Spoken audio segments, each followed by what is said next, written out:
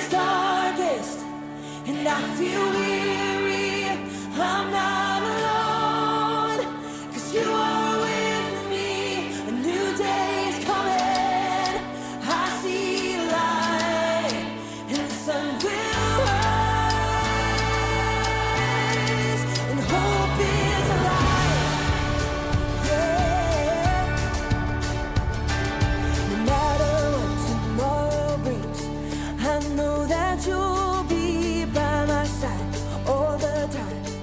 You'll never leave me.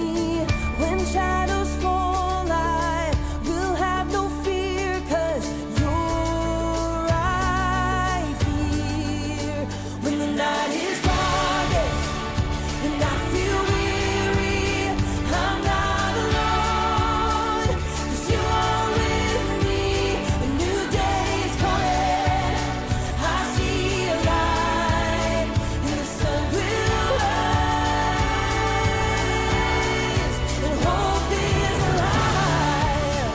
Yeah. No matter what tomorrow brings, I know that you'll be by my side all the time. You'll never leave me.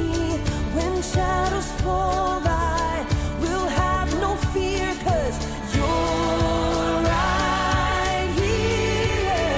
When the night is darkest and I feel weary, I'm not alone, 'cause you are with me. A new day is coming, I see light, and the sun will rise, and hope is alive.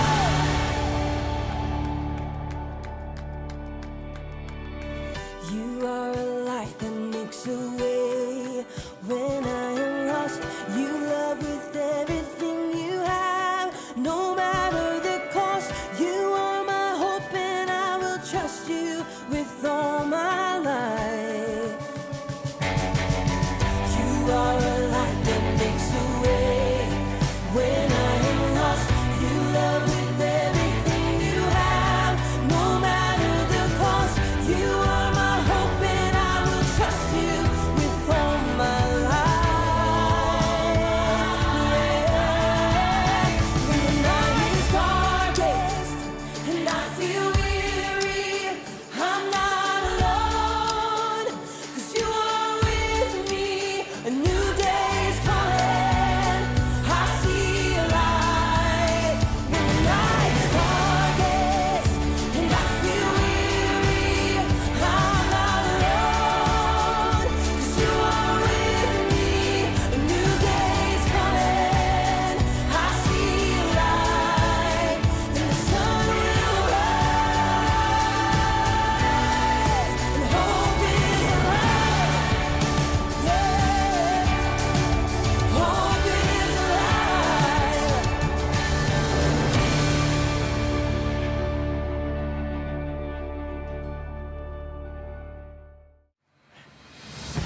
Hey there, welcome to Story Lab.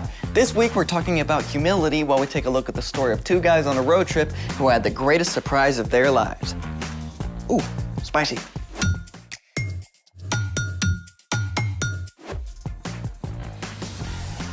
Hey, I'm Carter. And I'm Zeke. We're talking about humility, which is putting others first by giving up what you think you deserve. You know what I've always thought I deserved? What? An invisibility cloak. What would you do with the invisibility cloak? I am so glad you asked.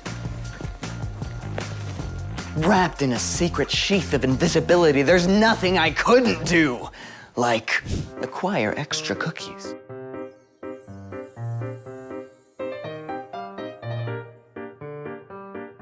Or surprise my friends. Sherry, Sherry baby, Sherry, Sherry baby. The possibilities are endless. Okay, number one, I can see why you want to be invisible for karaoke. Oh, I don't want to make people jealous of my amazing vocal stylings, obviously. And number two, you will be happy to know that scientists are working on a real invisibility cloak.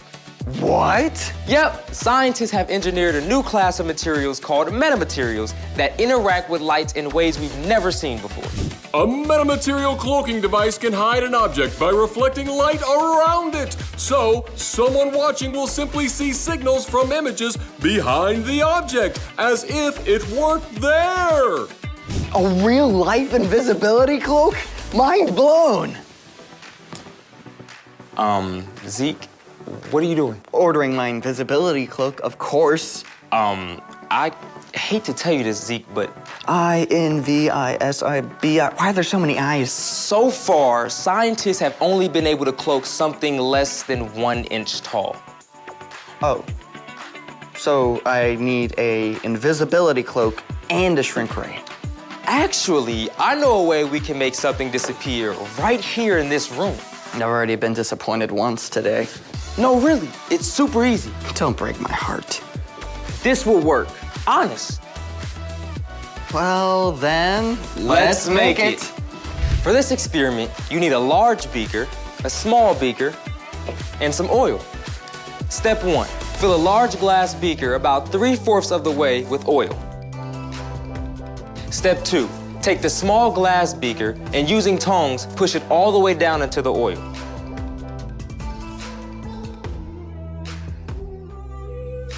There you go. Whoa, it really worked. I can't see the small beaker at all. It's our very own cloaking device. Okay, science. How does this happen? When light travels through glass and then the oil, the speed of light slows down. On reflection, this makes the glass look invisible. The slowing down process of light and reflection through certain objects is known as the index of refraction. The beaker really is in there, right? Yeah.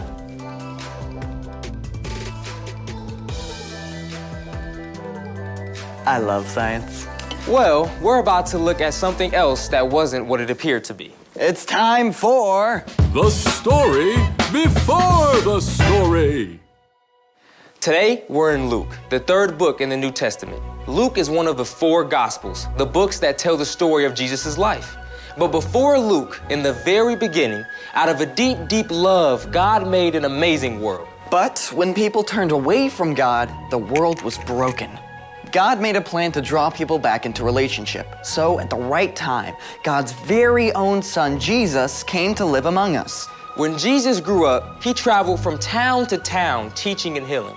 But the religious leaders made plans to get rid of him. Jesus was crucified on a cross and died. But early Sunday morning, Jesus returned to life. Lots of his friends saw him. Which is where our story starts. Take it away. Hey everyone, I'm Brian. On the very first Easter Sunday, things were a little wild and crazy for Jesus' followers. First, the tomb was empty. Then, some reported seeing angels. And finally, some said they saw Jesus, alive.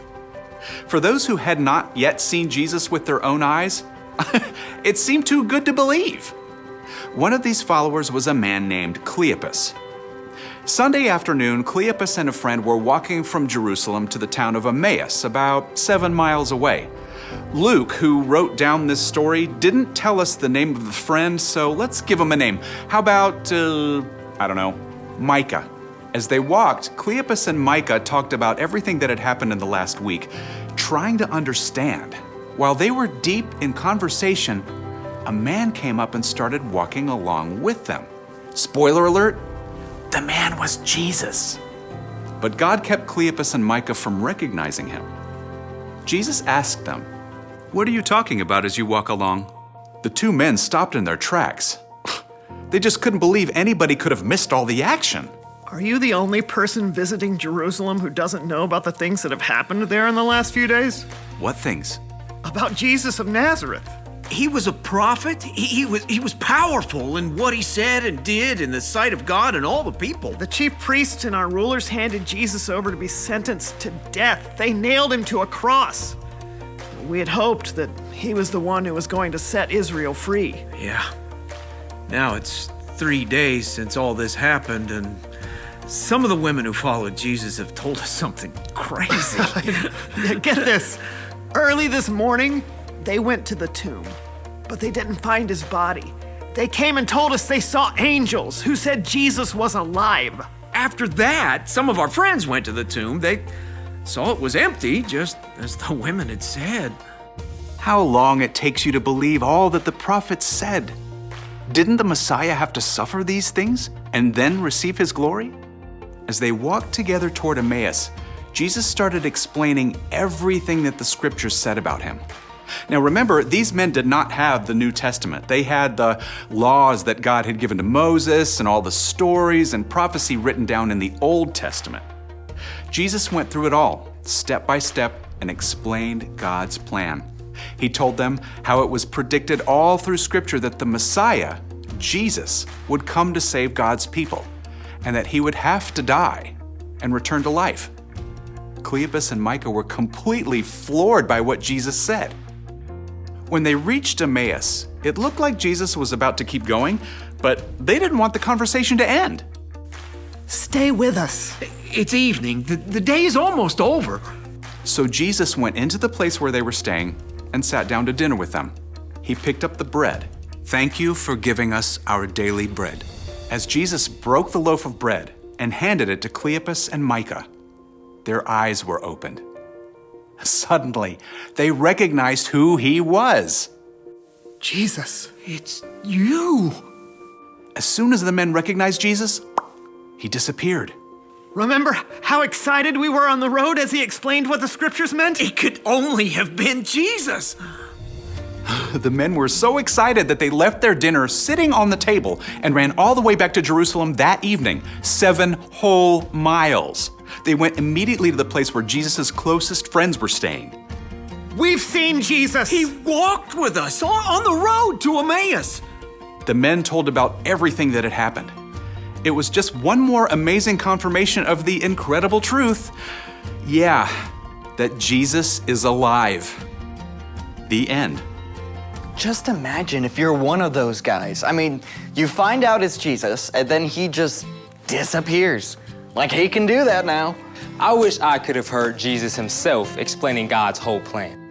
Yeah, that was a pretty awesome thing Jesus did for them. So, what's our part in the story? Jesus cared about his friends so much that he wanted them to understand the big picture of what God was doing. And we can take the time to help others understand what God is up to as well. Like if you have a friend that feels like they don't fit in anywhere, remind them that God has made them unique, and he has a special place for them to feel that no one else can. Or maybe your cousin is going through a really rough time. You can encourage them that God can use even really hard things to do something good. You can show humility by taking the time to help people understand other stuff too, like a hard math problem. Or how to tie their shoe. Or the best way to shoot a basketball. Yeah, just be patient, even if they don't get it the first time. Or the second time. Yeah, I mean, I sure don't understand things right away either. Yeah, that's right, me included. See you next time. So, here's the thing. Put others first by helping them understand. Could we get a giant glass vat of oil for me to turn invisible in? Ew. The oil and glass invisibility effect does not work on opaque objects such as humans. Well, rats. How about you just enjoy some karaoke music? Thanks for joining us on the Story Lab. See you next time.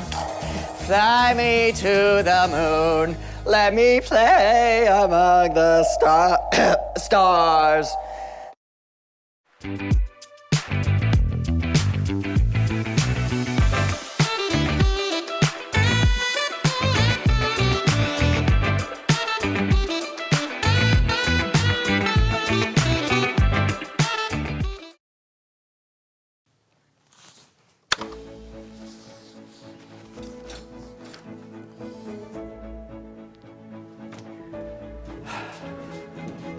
What's up, John? Staring at dirt for fun? Kinda.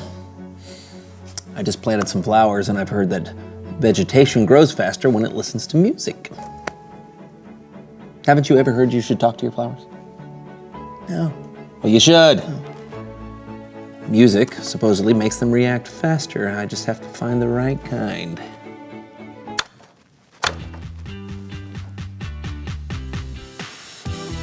Yeah, nothing there.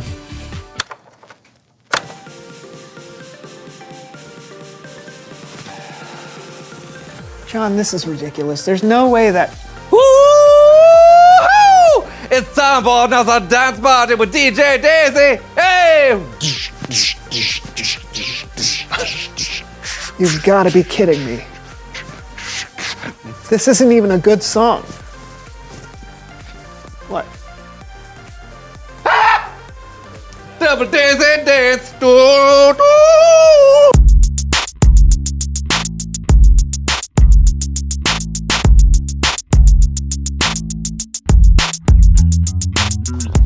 Hello, everyone. I'm John. And I'm your host, Brandon. And this is the This is the Green Garden Call-In Hour, where we're taking your calls and giving you advice on how to make your garden beautiful and verdant. Caller, go ahead. Hi, Brandon. Big fan. What's going on right now? I'm trying to make sure my succulents stay healthy during the upcoming summer months. Do you have any advice on watering frequency? Thanks so much. Love the show. Hey, caller, thanks so much for calling in. My thoughts are that all plants need water, so go ahead and water them all the time, every day, as much as possible. That's terrible advice. And never mind, don't water them, ever. They're smart plants. They'll figure it out. Next caller. Hey, Brandon. Long-time listener, first-time caller. I'm trying to plant a blueberry bush, but I don't really know much about soil pH. Is that okay? Why not? As we all know, pH stands for plant hands, which blueberry bushes don't have, so you should be fine. Brandon! We've got to go to commercial break, but we'll be back soon with more insights and tips. You know nothing about gardening. I know! I ended up hosting this radio show somehow, and I still have no idea what I'm doing. How long have you been hosting this show? I don't know, 7 years? 7. Look, How did you there's get no this show? time for this, John! I need help! Could we possibly bring on someone who knows stuff? Okay, sure. Please welcome someone who knows stuff.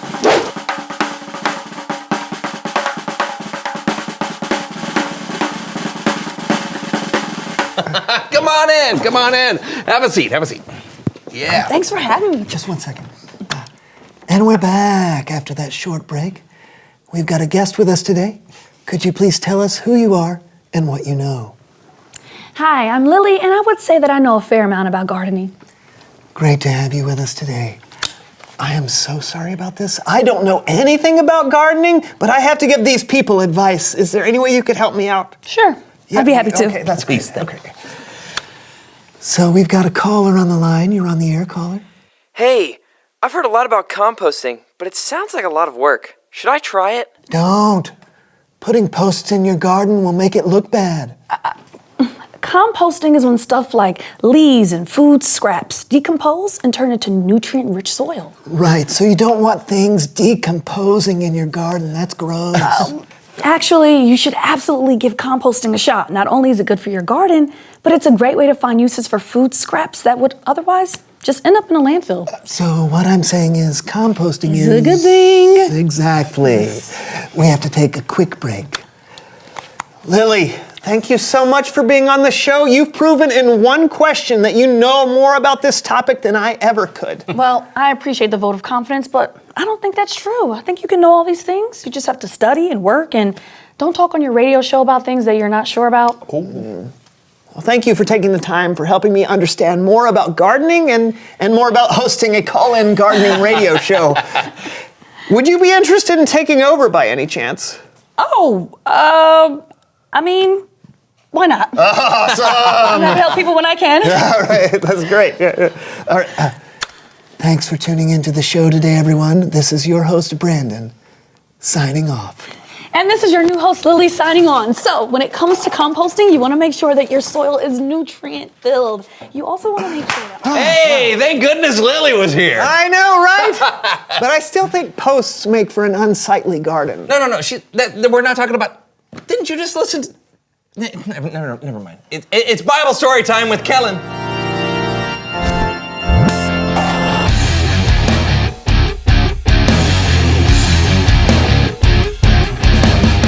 Hey guys! Kellen, my man, what's going on today?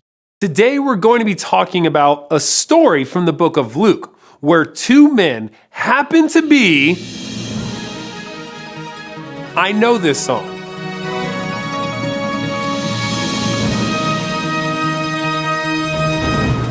Diane DeWitt here, reporting for Ancient News, where we only cover the oldest possible news. Later, floppy disk. Neither floppy nor disk. But first, since the crucifixion of Jesus, we've heard reports of some incredible things. Some eyewitnesses have even said they've seen Jesus alive. We go now live to the city of Emmaus to speak with one of those witnesses, Cleopas. Cleopas, can you tell us what happened? So, my friend and I were walking on the road from Jerusalem to the village of Emmaus. We were talking about all the stuff that's been going on in Jerusalem, and this guy comes up to us, and he asks us what we're talking about. We're like, you don't know? And what were you talking about?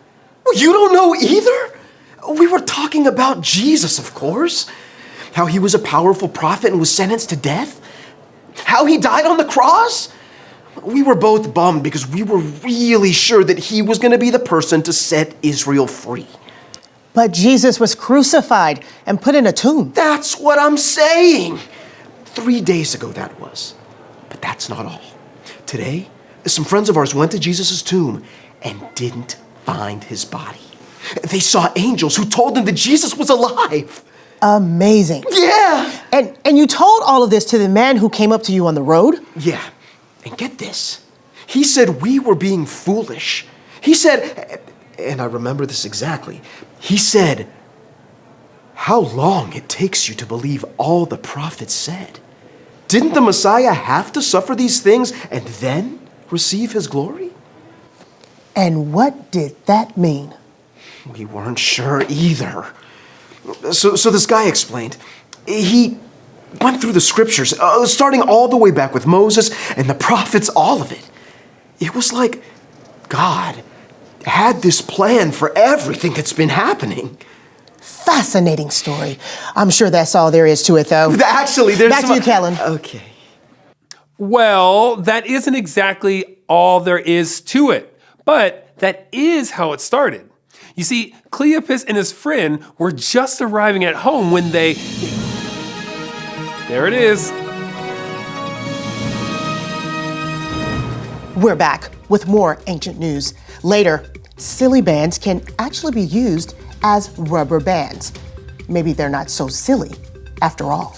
But first, breaking news on the story we just left. We have here the friend who was walking with Cleopas on the road to Emmaus. That's right. My name is... No time for that. This is breaking news. Last we heard, you were on your way to Emmaus when a stranger walking with you explained everything that had been going on. Right.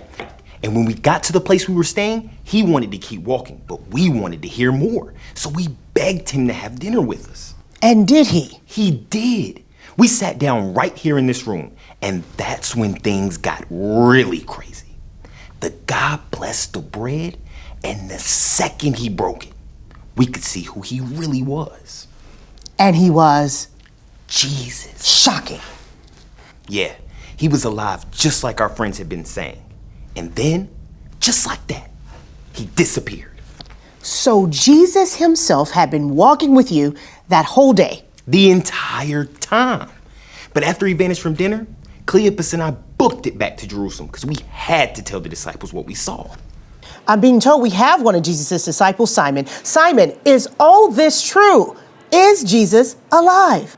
Yes. Absolutely fascinating.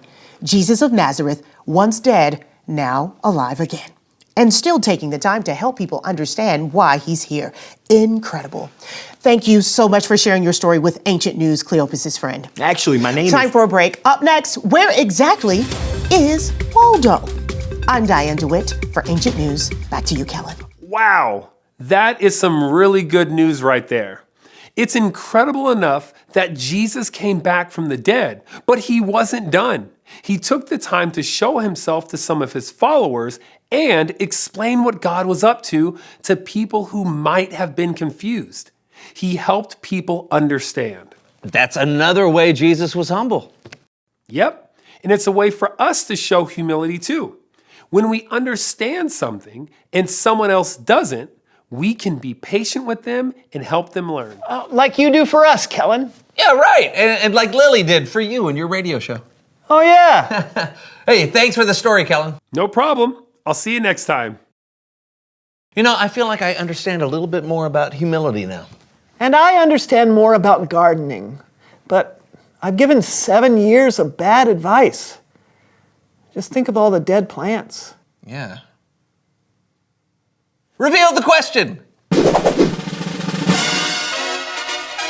Whoa, hey, great. Today's question is, when has someone helped you understand something? Yeah, every day of my life. Yeah. I mean, there's so much stuff going on all the time. Oh, like kids can explain to me how to install apps on my phone. Mm-hmm. Oh, I just learned from a podcast yesterday why you should never eat undercooked chicken. Oh, no, that's good for you. It's chicken sushi, they call it. But no, you know sushi. nothing about cooking either, do you? No, I don't. Okay, that's all we got this week. We'll help you understand. We'll help you understand some stuff again next week, we hope. Yeah, until then, I'm John. And I'm Brandon. And this was the So-and-So Show. See you soon. And do not eat undercooked chicken or raw chicken. Don't eat any of it. Are you sure? I am 100% positive. All right. Yeah. It's time to get a day thought of DJ Daisy. And I am Dan D. Lion. Kick it, scene.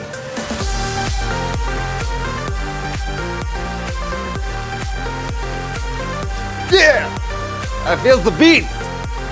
I think there's some beats growing in the soil.